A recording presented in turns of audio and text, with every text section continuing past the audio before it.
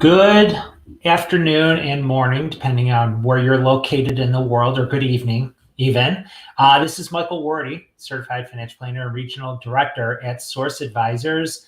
And I want to welcome in today Mark Friedman, who is the founder of Telergy LLC. Mark, thank you for joining. Thank you for having me. Absolutely. And as I had mentioned in previous videos and announcements, one of my goals in having access to LinkedIn Live is to help support and help get the word out about small businesses, startup businesses, businesses that have great products, great services that a lot of businesses and the community overall just are not familiar with. So I asked Mark to join me today to share insight and expertise and what Telergy is all about. So with that, Mark, I'm going to get started, and I have a couple of questions, and then we'll just go off on a tangent probably. So Mark, tell me a little bit about your background and tell our audience about your background and about Telergy. Well, starting fairly early on, I grew up in the Chicagoland area and went to University of Illinois, both for undergrad as well as law school, and was a lawyer for 10 years before actually going into the corporate world. And the corporate world was a company that was a client of mine for 15 years, happened to be in the telecom space. They were a software provider. And when I went to go work there, I was very fascinated by a service that they provided to middle market companies. And what I found was when we were looking at telecom invoices, I was just shocked by the billing errors, unapplied credits, bad rates, to the point where there was lots and lots of savings to be found. And yet, oftentimes we learn companies don't take the time to actually go through this exercise, and consequently, there's a lot of waste to be found. So what I learned from working at that company was this is a very hard area to manage, telecom in particular, at my old company. And once that company got sold, I found myself wanting to kind of combine my legal experience, which was about 20 years of experience in the private practice, and what I learned at ISI with my former company, which was combining my negotiation skills with getting clients good results in the form of cost reduction. And instead of just focusing on telecom, my experience lends itself to technology in general, which is a much bigger bucket than telecom. And my hypothesis going into forming Telergy was, if telecom was being mismanaged, as I saw, it didn't take a far leap to conclude that this whole technology area was also probably not being managed very well, because the same people who manage telecom are the same people that manage technology. And we all know that IT teams are run thin and lean and don't have the time to do all the things necessary to maximize their leverage and to also get the best, not only savings or pricing from their vendors, but also other contract terms from their vendors. So really, I love talking about Telergy because it's great to sell savings and cost reduction. And right now, where various companies are struggling to maintain their revenue, it's always great to look within and get lean and cut waste out of your spend, not only to survive, because there are companies clearly surviving, but there's probably not one company I know that won't say that they would love to have more cash reserves than they do right now. And of course, nobody really knows, with the election and COVID still going on, really what the new economy is going to look like. So with uncertain times ahead, now's a good time to cut waste out of your expense categories if you can. Yeah, absolutely. I got to think right now, especially, well, a couple of things about right now. First, with what's been going on this year, but also year-end planning, businesses have to be looking at, especially because of the transformation of going from in-office to remote, all of that. I'm sure you're seeing a lot of that interest coming back. Is that fair? Yeah, it was quiet for a few months, and because what you're saying is true. It was really uncertain what the office environment was going to look like, and to some extent is still a little uncertain as far as who will be using resources in office versus working from home, and all of that affects technology and telecom. May even require a investment of funds to improve people's connectivity, work from home offices, etc. So yeah, this is a time where, at a minimum, you should be looking at utilization of your technology. If you've gone through layoffs, clearly you may be over licensed with your technology vendors, and that's worth opening up conversations with your vendors on. Just because you had certain level of technology when COVID hit doesn't mean you have to stick with it necessarily to the next renewal, which could be anywhere from months out to years out. You got to start first. You got to spot the issue, and then you got to execute on it. And oftentimes that's where companies fall down. First off, what I found while working with Tellergy is that spotting the issue is a real problem. And even if they spot the issue, the next problem they were going to face is who's going to do it, who's going to execute on it. And oftentimes there's not bodies, or if there are bodies, that's not someone you want to leave to contract negotiations. So so oftentimes whoever's screaming the loudest about technology failing or service being subpar, that contract and that vendor may make the map. Everything other than that is set on autopilot. And in these times, like you're saying, in these times, the least thing you can afford is to set anything on autopilot, because you can't even at this point judge future usage on historical usage, because historical usage is most likely with a whole different office environment and maybe people, staff, than what the future looks like.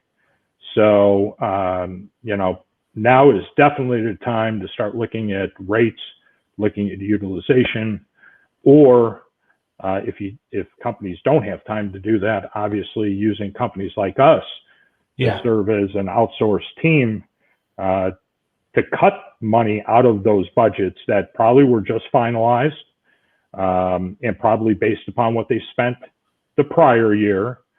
So I guarantee you that if we came in and they haven't had a good handle on their telecom or their technology, there are significant dollars that could be brought to the bottom line, and CIOs and the entire IT team will be viewed as heroes for bringing in a team like ours to do that, because otherwise, quite frankly, it's just not going to get done.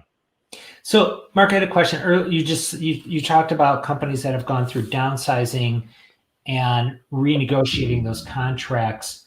How active are companies, from what your experience has been? How active are you seeing companies that are realizing that they need to renegotiate them? And then on the flip side, how willing are their service providers in allowing for renegotiation? Are they saying, hey, sign the contract, that's it, we'll look at it again next year or whenever your contract's up?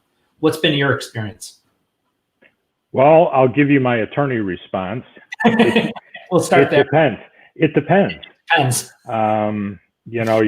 Leverage plays a key, how much you're spending with the vendor. but I will tell you, the failure is in not actually spotting the issue, and consequently, I don't see companies opening up negotiations. Because it's going to be, once again, headed by the CIO or someone right beneath him, like, or her, an IT director. And they've been busy. They've been busy with this work from home, with security, just maintaining operations has been a challenge. So there's not a lot of time for projects right now, and some of these vendor negotiations can take months. But let me say it here. Yes, you can open up negotiations with vendors in the middle of a contract. We've done that before in a situation where we knew that we weren't using the licenses. The client even knew that they were over licensed by 100 licenses out of 600. And wow. They were saying, hey, we'll wait a year and a half for the renewal, because in the past, this vendor only let me go down 150 licenses at a time. And I would bid down from 900 to 750, 750 to 600. Mark, we can't do anything until we're at 450. So, we're just going to wait. And I said, why wait? You're a big company. You're a big company. By the way, the software is sunsetting, so they're trying to get you to buy their new package. You're not happy about all this overspending and your inability to go down by 100 licenses. And by the way, nothing in the contract talking about going down by 150 licenses. In fact, there's nothing in the contract about going down any amount of licenses. So this was just past practice. At this. And meanwhile, who would ever agree, even with 900 licenses, that you can only go down 150 at a time? That's a problem. But anyways, there was this mindset, and long story short, it took probably about 6 months of negotiation, but we reduced their license count by 100 licenses. And in the future, they can reduce licenses if they need to in 25 license chunks. So while that doesn't amount to real savings now, the fact that in the future, which we'll talk about, like, some key cost-cutting tips, but the ability to go down in license count is rarely found in any technology agreement. You could always add one at a time. Maybe there's some limit, 25 licenses at a time, but the ability to go down, once you go up, you can't even go down to where you were. So this is the importance of building flexibility into a contract. Oh, and by the way, reviewing the contract so you can negotiate it. But certainly my client gave us no chance of getting any relief unless we committed to buying this new software package, which was over $1 million, which my client hadn't even seen yet. So he said, go ahead, Mark, see what you can do. Sure. But don't commit us to buying this new software. And of course, I told him, I actually have no signing authority on behalf of the firm to commit you to do anything. That's good. So, it was only a couple months later where we came back and we told them, we've saved you with this vendor $160,000. And it wasn't just license count. It was other things that he started piling up. Once I said, I'm going to take a crack at him anyways, the CIO said, well, you know what? There's a module we haven't been using. We just bought it 9 months ago. I haven't paid for it. Maybe you can, we really don't need it now, and it's a 3-year subscription. So maybe you can get rid of that as well and use whatever leverage you can, including we're thinking about buying their next software. And so, but he gave me 0% chance of being successful. So when I came back and gave him that number, he said, Mark, what did you commit us to? I said, nothing. He said, that is terrific. I've never heard the word terrific in my entire career Congratulations. from a client, you Yeah. know, but when he said, this is terrific, and I'm going to go tell my COO, you know, who was the one that actually engaged us, I mean, that was the best feeling, you know, I could get. So, I mean, that's real money for any business. And it's got to be appreciated. Who would normally try and do this? Because most businesses are not familiar with Tellergy or a type. And we'll talk about what makes you guys different than anyone else. But, you know, a lot of companies don't know about this. They don't think about it. Oh, I'll get to it later. Who's handling this internally? Like who's supposed to be handling this? Yeah, what we found, and really our target market, just a level set here, is 30 million in revenue and above. Typically, a company would have a couple hundred employees, at least a couple locations. So there's some complexity and sophistication to their technology and telecom spend. But as far as the question was, again, who's handling it? Like who's? Oh yes, Who's So with it?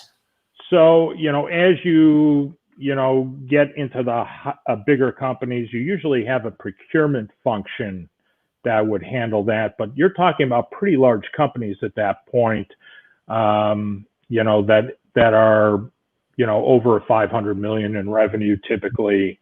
But in most middle market, especially lower middle market companies, it's going to fall on the IT team. Maybe the COO or some C-level is actually, you know, looking at the contracts and in charge of negotiations, at least when they're buying new technology. What happens upon renewal? Typically, that's the breakdown. There is no process for that or system. So it's either an IT team or at the bigger companies, it could be the responsibility of procurement. Okay. So for your small to mid-sized business, $40 million company, is it any industry that you see this working for? Are there industries that it doesn't make sense to do, or what are your thoughts? Really our services as far as looking at, you know, these expenses and trying to identify waste really goes across the board. So we are industry agnostic. Definitely there's certain industries that are more technologically enabled than others. So there was a Deloitte study in 2017 that is a good rule of thumb, because a lot of times if you're dealing with a private company, you're not going to know what their revenue is. But what Deloitte said is that technology spend is typically 2 to 7% of revenue, depending upon the industry. Okay. And so in the industries that are at the higher end of that spectrum would be professional service companies, like law firms, accounting firms, banking, insurance, you know, financial services, trading companies, healthcare. So those are typically at the higher end and consequently more opportunity. But at the lower end, near the 2%, would be companies like construction, manufacturing, basically industries where they may have a lot of employees, but they may not be users of technology, may not have devices, whether landlines or wireless devices. So at the right size, it really doesn't matter if you're at the 2%. So it's a 2% of a $200 million company. That's still a lot of money. Oh yeah. And what we found is if some company like us hasn't come in recently, it is not unusual to find at least 10% waste. It could be as high as 30, 40% plus waste. But you know, I've said this before, there's cash on the ground and it's up to your knees. But all you have to do is bend over and pick it up. Yeah. But companies are struggling finding the time to do this. And consequently, it just keeps going year after year. And that's why after 3 to 5 years, especially with technology, if you're not going out to market, you're not looking at usage, you're just relying on the vendor to be fair, let me tell you, it's not going to happen. No. Your carrier is not going to call you and tell you that they're billing for lines you haven't used for years. A vendor's not going to call you and tell you, you know what, you're not using as many licenses, or you don't have as many users as we license to you, so you may think about reducing. That responsibility falls upon the company. And if you don't have the right systems in place, whether it's software, whether it's spreadsheets, whether it's some tracking system for all of these contracts, because it could be hundreds for middle market companies. Nobody can track all of that. And then once you talk about telecom, and you talk about devices, and you talk about lines and all these offices and people leaving, and offices shutting down and new offices being acquired, lean IT teams can't handle that. They oftentimes need outside support, or it just gets ignored, which happens a substantial majority of the time. And they don't recognize it. They feel that, they're doing their best, they're managing it well. Not too many CIOs will admittedly say, I'm mismanaging, my invoices, my contracts, the inventory. But I've told you this before, Michael. We've had the podcast before. There's big companies that don't even know when their technology contracts expire. So you'd be shocked. And if you don't know when they expire, guess what? There's no way to get ahead of them, to exert your leverage and negotiate the best deal. So, and if you're a big company and you haven't done this from the beginning to start, abstracting contracts and getting a contract management system in place, it's really a firm-wide dedication, because you're really talking at that point. It's not just about technology contracts. It's not just about telecom contracts. There's other big contracts that are out there that they're going to want to track. And a lot of middle market companies, especially lower middle market, they don't have those systems in place. They don't have processes to manage the contracts or negotiate with vendors. And that's why we're here. That's why, we don't concentrate on 40 different cost categories like a lot of other expense reduction companies. We concentrate on technology, telecom, and energy. Why? Because these three are often ignored. Right. And if they're ignored, by virtue of that, they have waste. And it's probably a good time to define, what do I mean by waste? Because everybody thinks, oh, Mark, you're going to go out and get the, lowest cost vendor with the worst services and at the cheapest rates. And of course, there's going to be savings. Well, suffice it to say, our clients would not allow that. Right. And most of the savings. And that's it. Word gets around. Right. Understood. And most of those savings that we find are actually with the incumbent vendor. So, so let's talk about waste and what are different forms of waste. Billing errors. Billing errors. You say, billing errors? How can vendors bill wrong? Carriers are notorious for billing errors. And there was a Gartner study. It goes back to 2010, but I don't think things are much different. 80% of your carrier bills contain errors. I didn't say 18. I said 80. 80%. Do you have an example of an error that you would say this is common or this is typical? Because that's okay. Shocking. Okay, stupid one, just off the top of my head. Yeah. When I was in my former company, ISI, we looked at our own phone bills. That's what we did.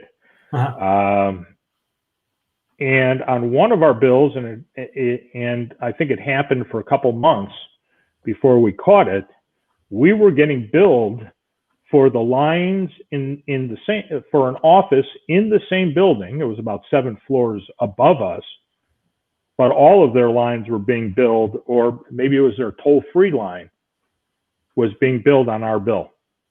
But they weren't a part of your company. Correct. So tell me how that happens. So, and billing errors can happen because the billing department, there's changes in the rates, never gets through, or there's credits that were promised that were never given. So there is, and what's funny is you'd say, well, 80% errors, as long as half of them are in my favor and half of them are in the carrier's favor, I'm actually okay with that. But guess what? They're not. There are very few errors that are in favor of the customer, and you could say, how does that happen? And I'd say, algorithm. But I don't know how it happens, but that's why, buyer beware. Rates are billing errors, unapplied credits. Unapplied credit example would be, hey, I shut down this office, disconnect these lines. The carrier says, fine, you put in the order for disconnect. Usually it takes a billing cycle or two to show up in the invoice. Guess what? It never shows up on the invoice and typically never caught. And so, there's unapplied credits. There's rate optimization. I'm just getting charged bad rates. Right. I'm not paying attention. There's other market rates out there that I can either leverage with my incumbent vendor or threaten to leave and go and actually leave and go to a different vendor. But rates, how do you know, Mark, how do you know that your rates are not in line with the market? You need to commit to this or have somebody in your company commit to this. Or that's a problem. How does one company know what the rates are for any of their telecom or technology unless they're in it day in and day out, or have the time to go out to bid on the more major technology and telecom services? Unless they have a system in place to do that, they're just not going to do it. Yeah. So,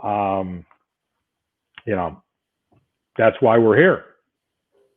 So you started talking a little bit about how you guys are different and your focus versus others. So another expense reduction company, from what I understand in previous conversations, they focus more on a global perspective. And just walk us through what makes it value working with Telergy versus another provider that's more global.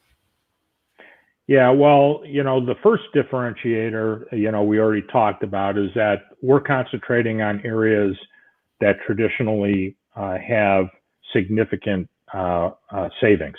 Mm-hmm. And that's what we know. Certainly there's other companies out there that have 40 cost categories. They'll be happy to look at scavenger services, overnight expenses, print, employee benefit plans. That's not where I came from. That's not where I think we can leverage the experience I have. And really the experience I have is kind of what makes Telergy unique, and is another differentiator is, I was a licensed attorney in private practice. I've negotiated since I've got out of law school. That's a skill that I think is learned and honed over the years. And I like to think that with that, my team has learned what to negotiate and how to negotiate. So, I besides being a licensed attorney, I'm also a registered CPA, and like I said before, was also senior executive at a telecom software company. So I have all different views on what's important. I think a lawyer, just being a lawyer, wouldn't serve the purposes of what we're doing. Obviously, they'd make sure that the risk is minimized, but as far as business terms, that's usually left to the client. Mm-hmm. And you're absolutely right. There's no way the client knows what good rates are out there. Right. They may be hesitant to bring someone in because they know they're going to have to give a piece of that savings to the company. And that results in them doing nothing because they're afraid to give a piece of some savings and instead continue to go on, overspending. Yeah. Yeah. So I know I think it was in my podcast with you, we had talked about this. The one frustration, and I bring this up because a client of mine brought this up to me when he was working with a company that did energy analysis. And this is why I think you may not come across, but this is what they conveyed back to me, is that this energy company came in, they said they were going to do a full site visit. They charged me $20,000 up front, but they said that it was going to be well worth it. Deliver back the report to me. I open it up, and the summary was, turn off the lights in the rooms that you're not in. Right there, that was my first experience in understanding of what a company does that doesn't really fulfill what the promise is. But an expense reduction company shouldn't, in my opinion, really shouldn't be doing that. There should be something more than just turn off the lights in the room that you're in. How do you guys avoid that type of hurdle in terms of, hey, they're going to pay a fee, but I know for me personally, I want to see that I'm going to get something in return for it, and know that I'm going to get something in return for it. How do you work that? Yeah, that's unfortunately, there are people out there that will do that, and unfortunately for the client, that ends up being a net cost. Mm-hmm. And that's is not the model that most expense reduction companies that I compete with have. Our model is a little different than theirs, but typically we charge no upfront fee. And what we get paid on is a percentage of savings. And the difference between Tellergy and almost all other expense reduction companies is that we only take a percentage of first year savings. So there's competitors out there that will take 50% of 3 year savings. So if they find $100,000 of savings, they're going to say that's $300,000 of savings, and we're going to take $150,000. So if you followed the math, they're going to take a year and a half of savings. Yeah. And that's a lot of money. Whereas we would take a percentage of just first year savings. And the reason why, and that's a big differentiator, but the next part is also a differentiator. When we do assessments, we're looking at invoices, we're looking at contracts, we're looking at usage reports, and typically all remotely. The goal is cost reduction. We're not fixing any problems. We're looking at usage, we're looking at rates, and trying to bring savings to the company, create cash flow, improve profitability. But when we leave, which is usually 4 to 8 months later, we haven't fixed anything. We've just shown them that there's waste. You know, how it accumulated, we certainly haven't fixed. Same people, same lack of processes, same lack of tools as when we got there. And guess what? We'll see in 3 years, and we'll take another chunk. Yeah. And that's how most expense reduction companies work. And the difference that we have is we actually have solutions to fix these problems that we find during the assessments. Like any other consultant, we do the assessments really to find out what's going on or what's not going on. And so these back-end solutions are recurring solutions and involve software automation, involve outsourced services, involve consulting services. Suffice it to say, it's to help improve operations, so bring operational efficiencies. Another way of saying that is reduce labor costs, even to the tune of potentially reducing headcount.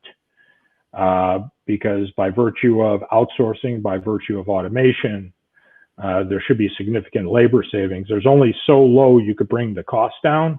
Right. So once you do that, you got to work on the process side. And part of the process side on the back end is controlling the costs. That's definitely a goal.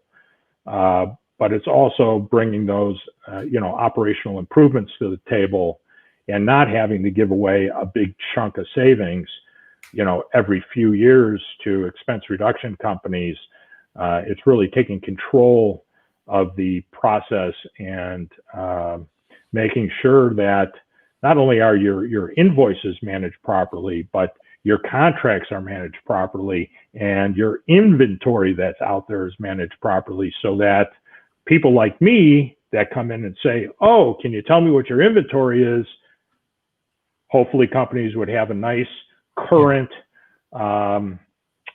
inventory to provide to me. But there is so much opportunity out here. There's very little obstacles to retaining tellergy, because there are no upfront costs. I like to call this a health check. If you're not so sure you're doing things right, or even if you think you're doing things right, let me take the risk. Let Tellergy take the risk and come in and tell you you're doing everything right, and we leave and don't get paid anything.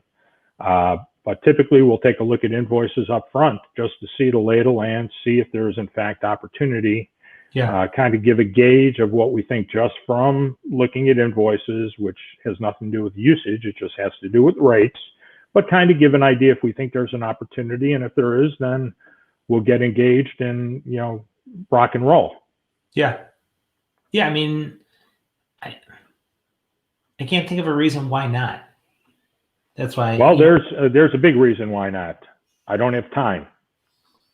And time is, there's projects that are lined up, and the time that they're thinking of is, how much time is it for me to gather everything that Mark's going to need, and hold Tellergy's hand throughout this process.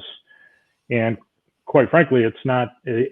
If you have the documentation or can get us access to a portal that has the documentation, then really it doesn't require much staff time.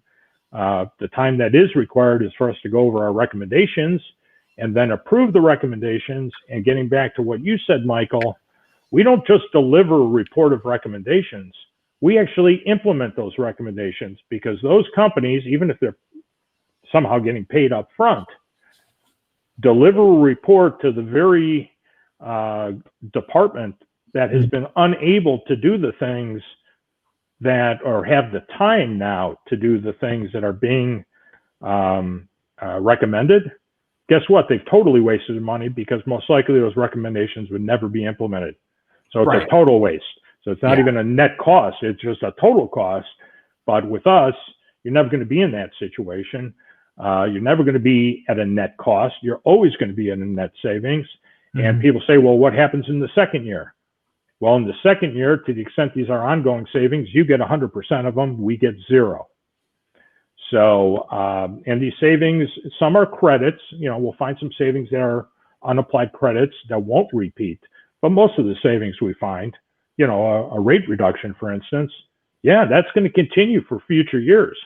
It may go up a little, but at the same time, and by the way, another differentiator is, we're not just looking at pricing. We're not just looking at savings when we're looking at contracts, which most expense reduction companies do. They'll look at a contract, they'll see if there's a savings potential. If not, because they got 40 other cost categories, why waste time? We're going for the low-hanging fruit.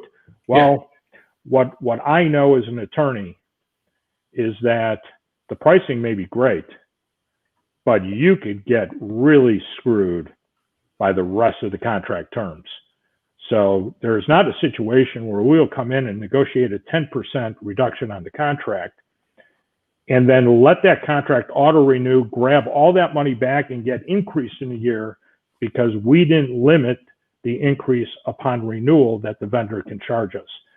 And that's just one example of the hidden costs, the hidden risks in a technology contract.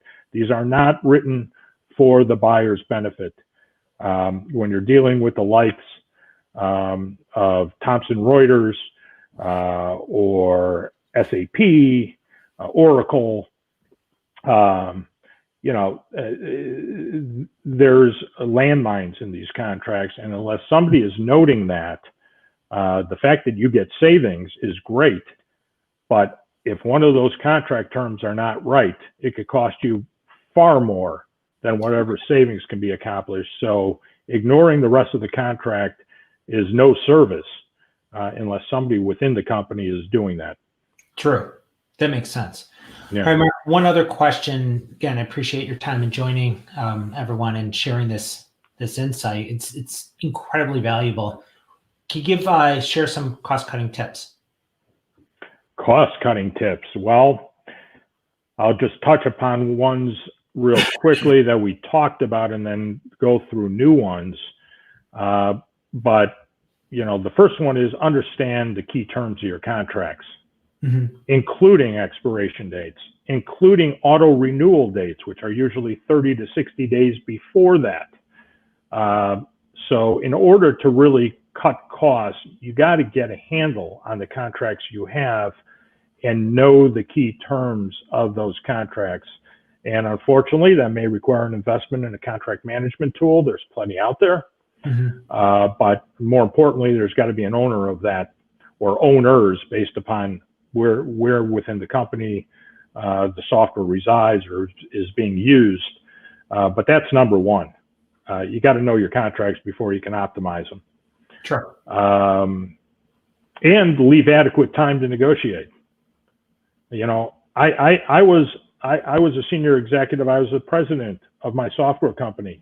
You want to do a heavy negotiation 5 days before auto renewal? I know there's no way you can leave us. You need 6 months to implement a new system.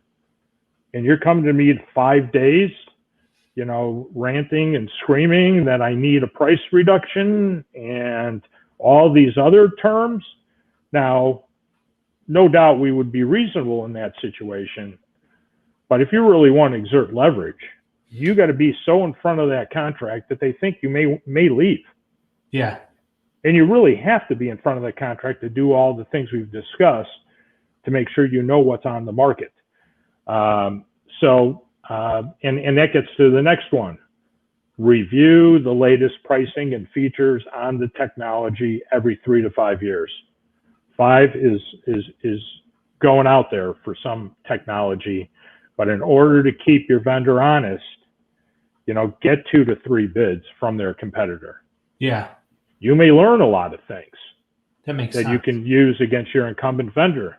Obviously, if you're going to go out to 2 to 3 vendors, give them all the requirements, make sure it's apples to apples, and get them and allow your current vendor to bid, because they'll know they can.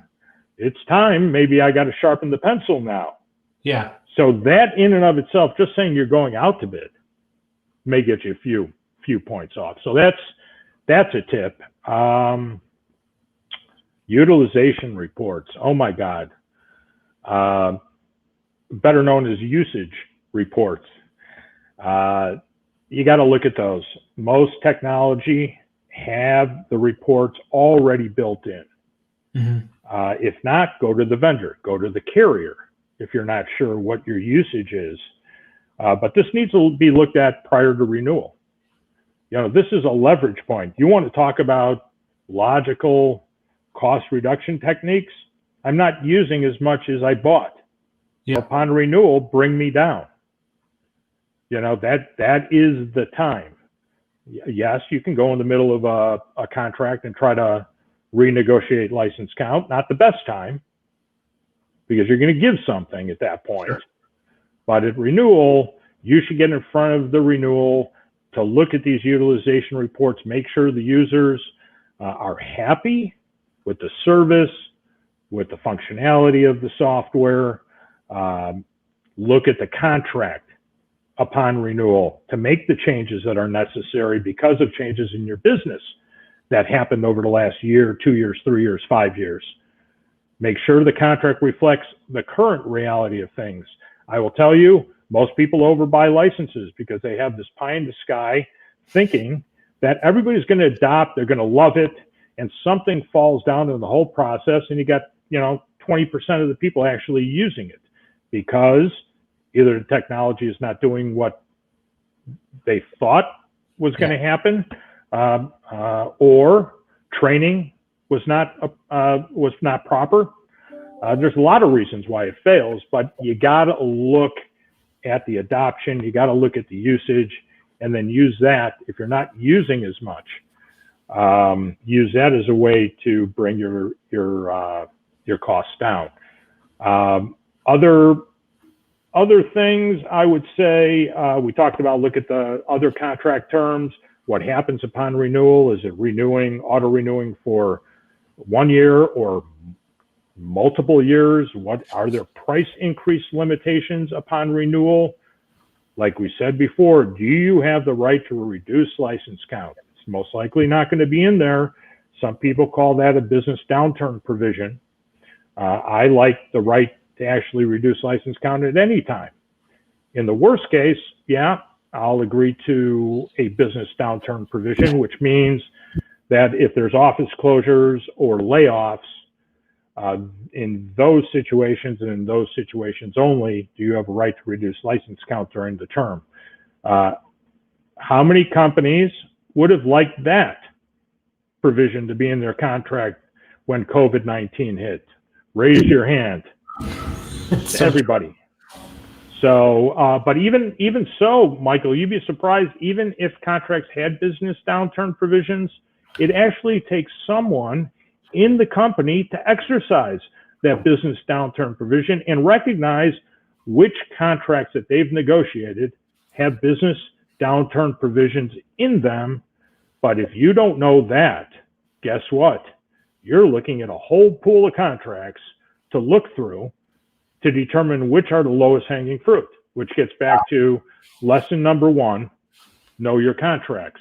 Yeah. Real quickly, explore there's a whole bunch of other contract terms, limitation of liability for the vendor. Is your data secure? Where is it being stored? A whole bunch of other contract terms. Are there SLAs, service level agreements on the vendor? Should there be?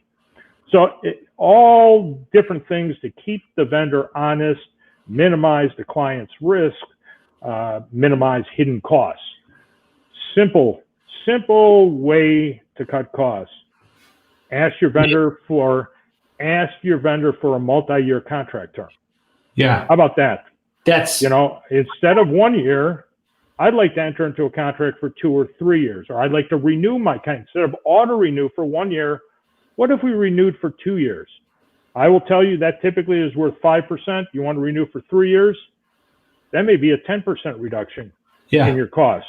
And you may have prevented an increase that you would otherwise get annually if you enter into a multi-year contract term, because that pricing may be flat. And then the other thing is review your payment options. A lot of these contracts say you're going to pay upfront annually in advance. Mm-hmm. Ask the vendor, can I pay quarterly? Now you say, Mark, that doesn't save me any money.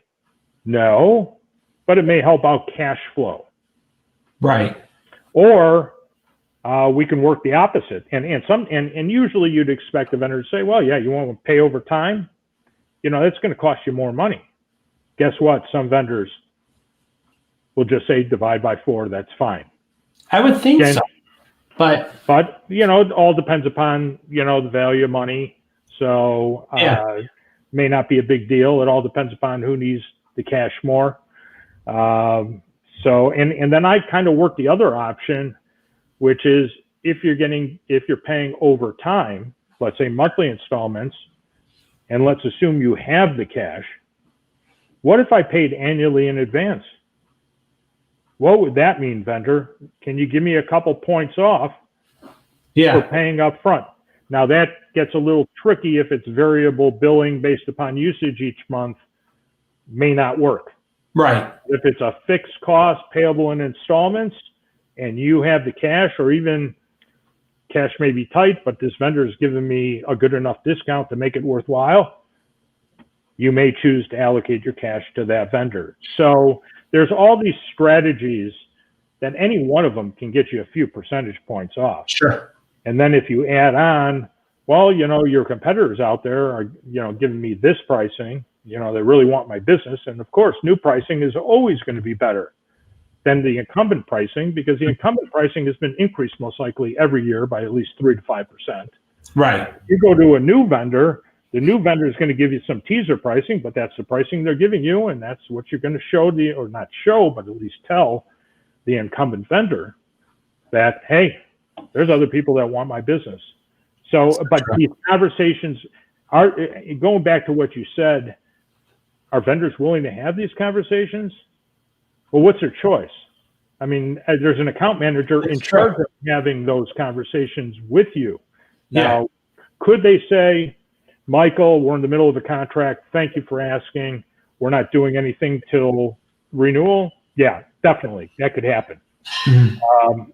But once you say, my client's not going to be real happy when I go back to them and tell them you're not willing to, give us a break here. Right. And, the account manager who's getting commissions for that account, may go back and see if something else can get done. And even more importantly, if you bring in an outside company, vendors, carriers, they're used to dealing with us. Yeah. And they're used to giving more when we're involved, giving more reduction when we're involved than the company, because it goes back to what we discussed earlier. We as expense reduction companies know far more than the customer. Sure. I mean, I've had customers come back and say, yeah, I negotiated with the carrier, Mark. I got, 10% off. And they're celebrating. But they don't know what the market is. And when I tell them they could have got 30% off, they're not so happy anymore. So it just goes to, it's a mindset. Is good enough? Yeah. And there is a point where, you have diminishing returns where it's not, worthwhile going after the last nickel. Mm-hmm. But there's plenty of money to be had here. And companies who are not doing this, I think are acting somewhat irresponsibly. Yeah. Because there's really no reason, even from a cost perspective, there's no upfront fees. There's no risk, right, in bringing us in. It makes sense. Absolutely makes sense. All right, Mark, we're coming to the bottom of the hour. I just want to thank you again for sharing this insight and really showing significant value within any company of what you guys can do over at Tellergy. For everybody that's watching, listening, I think I'm going to be able to post this on the podcast so you can listen to it as well. It's on Apple, Spotify, Google Play as well. So it'll be all out there for anybody. Contact Mark for additional questions, thoughts, if you want to run things by him and learn more about what your potential savings are. The contact information is right there at the bottom of the ticker. So thank you again, Mark. Enjoy your holidays. Stay safe. And we'll talk again soon. And thank you, everyone, for joining. Thanks, Michael. This is great. Take care.